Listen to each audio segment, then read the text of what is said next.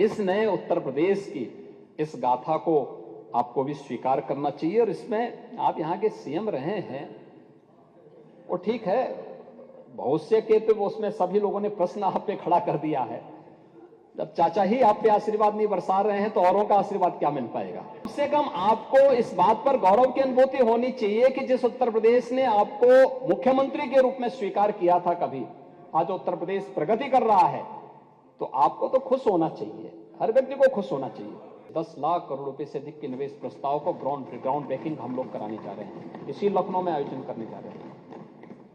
ये 10 लाख करोड़ रुपए के निवेश के प्रस्ताव उत्तर प्रदेश में पहली बार उनका भूमि पूजन का कार्यक्रम संपन्न होगा। और पिछली उस समय रिपोर्ट भी आपके सामने हम लोग पढ़ेंगे कि पिछले निवेश से कितने नौकरियां लगी हैं, कितने नए रोजगार के सृजन हुए हैं, और उत्तर प्रदेश में इसका क्या असर पड़ा है। ये आपने अगर संभवतः इकोनॉमिक टाइम्स की ये रिपोर्ट 3 फरवरी की पढ़ी होती, जिसमें उन्होंने तमिलनाडु के तिरुपुर जिले की एक बात लिखी थी, पढ़ी होगी ना, जिसमें उन्होंने इस बात को कहा था कि वहां पे उत्तर प्रदेश के 2 लाख से अधिक लोग काम करते थे, और पिछले 7 वर्ष के अंदर उत्तर प्रदेश के अंदर निवेश का जो माहौल बना, जो नए उद्योग आए, आज उनमें से 60,000 से अधिक लोग वापस यूपी में जा चुके हैं, जिनको यूपी में ही काम मिल चुका है।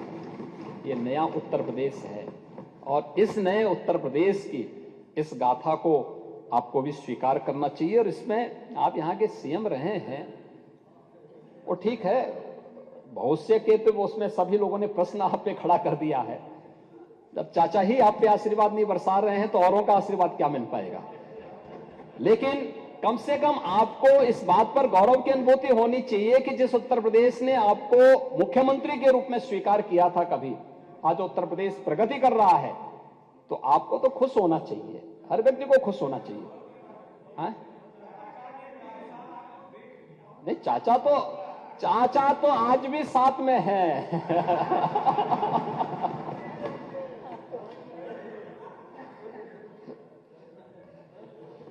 तो चाचा तो हाँ,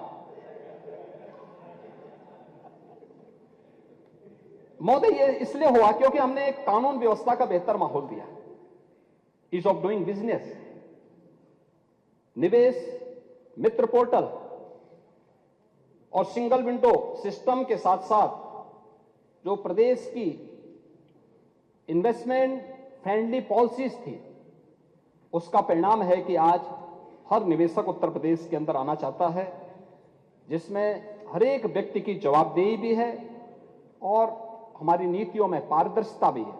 इसका परिणाम है कि उत्तर प्रदेश में हर व्यक्ति आना चाहता है। महोदय, ऊर्जा के क्षेत्र में भी उत्तर प्रदेश के अंदर जो कार्य हुआ है, नेता प्रतिपक्ष बार बार इस पे उंगली उठाते हैं, लेकिन 16-17 में कुल विद्युत का उत्पादन जो था 5,600 मेगावाट था, और वर्तमान में हम लोग 8,688 मेगावाट विद्युत का उत्पादन उत्तर प्रदेश के अंदर कर रहे हैं। और इस वर्ष के अंत तक यह हम 12,800 तक इस उत्पादन क्षमता को बढ़ाने का काम करेंगे। विद्युतीकरण 1947 से लेकर के 17 तक 1,28,000 मजदूरों तक विद्युत पहुंच पाई थी, और 2017 से 2023-24 तक इन लगभग 7 वर्ष में हम लोगों ने 2,49,818 मजदूरों तक विद्युत की यानी विद्युतीकरण के कार्य को संपन्न किया है। 100% सैचुरेशन के लक्ष्य को हमने प्राप्त किया है। 12 से 17 के बीच में केवल 8,44,000 विद्युत कनेक्शन दिए गए। 17 से अब तक 1,65,00,000 विद्युत के कनेक्शन उपलब्ध करवाए गए, यानी 20 गुना है। समाजवादी पार्टी के कालखंड से 20 गुना अधिक दिया गया। 2017 के पहले विद्युत का कोई अता पता नहीं था,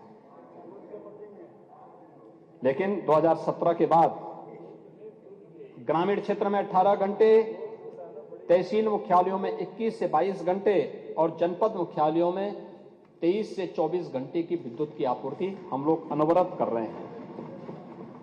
17 के पहले प्रदेश में 288 मेगावाट सोलर ऊर्जा केवल बन पाती थी, उसका प्रोडक्शन होता था। वर्तमान में ये लगभग 2600 मेगावाट हो गई है। यानी केवल सोलर एनर्जी के ही क्षेत्र में हमने 10 गुना से अधिक वृद्धि की है। और मुझे बताते हुए प्रसन्नता है, अयोध्या और काशी को सोलर सिटी के रूप में विकसित किया जा रहा है। बुंदेलखंड एक्सप्रेसवे को सोलर एक्सप्रेसवे के रूप में विकसित करने की कार्रवाई हमारी चल रही है। और अभी अयोध्या में 10 किलोमीटर लंबे मार्ग को सोलर स्ट्रीट लाइट से प्रकाशित करने का काम भी सरकार ने किया है।